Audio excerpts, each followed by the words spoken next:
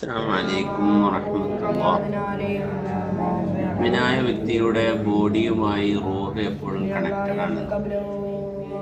അതുകൊണ്ട് തന്നെ എല്ലാ വെള്ളിയാഴ്ചയിലും ശനിയാഴ്ച ദിവസങ്ങളിലുമൊക്കെ ഖബറാളിയുടെ അടുക്കൽ ചെന്ന്, മുഅ്മിനായ വ്യക്തിയുടെ അടുക്കൽ ചെന്ന് അവൻ്റെ കുടുംബങ്ങളും മറ്റുള്ളവരുമൊക്കെ സലാം പറയുമ്പോൾ ഈ വ്യക്തിക്ക് ഖബറിൽ കിടക്കുന്ന ആൾക്ക് സലാം പറയുന്നവരെ കാണാനും അതേപോലെ തന്നെ അവരുടെ സംസാരം കേൾക്കുവാനും അതുപോലെ അവർ ചെയ്യുന്ന പ്രവർത്തനങ്ങളൊക്കെ അല്ലാഹു കാണിച്ചു കൊടുക്കുന്നുണ്ട്.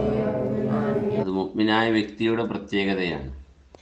അപ്പോൾ സാധാരണ മറ്റുള്ള ആളുകളെ പോലെയല്ല, സത്യവിശ്വാസത്തോടു കൂടെ ജീവിച്ചവൻ, സത്യവിശ്വാസത്തിൽ പ്രവർത്തിച്ചവൻ, സത്യവിശ്വാസത്തിൽ മരണപ്പെട്ടവൻ, അവന് വളരെ വലിയ വാലിഡിറ്റി ഉണ്ട്, വലിയ പ്രത്യേകതയുണ്ട്. അദ്ദേഹത്തിൻ്റെ റൂഹ് എപ്പോഴും അദ്ദേഹത്തിൻ്റെ ബോഡിയുമായി കണക്റ്റഡാണ്.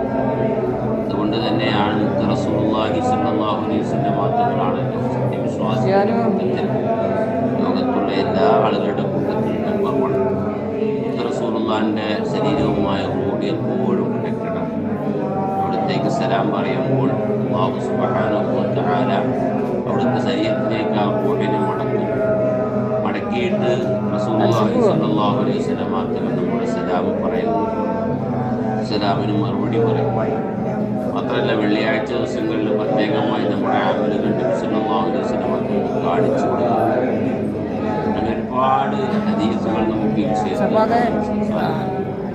അല്ലാഹു തൗഫീഖ് നൽകുമാറാവട്ടെ. ഈ സഹോദരൻ സുന്നത്ത് ജമാഅത്തിന്റെ അഹ്ലുകാരൻ തന്നെയാണെന്ന് വിശ്വസിക്കുന്നു. മറ്റുള്ള അഹ്ലുകാരിൽപ്പെട്ടവനാണെങ്കിൽ ഈ വിഷയങ്ങൾ മനസ്സിലാക്കി അല്ലാഹുവിൻ്റെ പരിശുദ്ധമായ ഹക്കായ തരീഖിലേക്ക്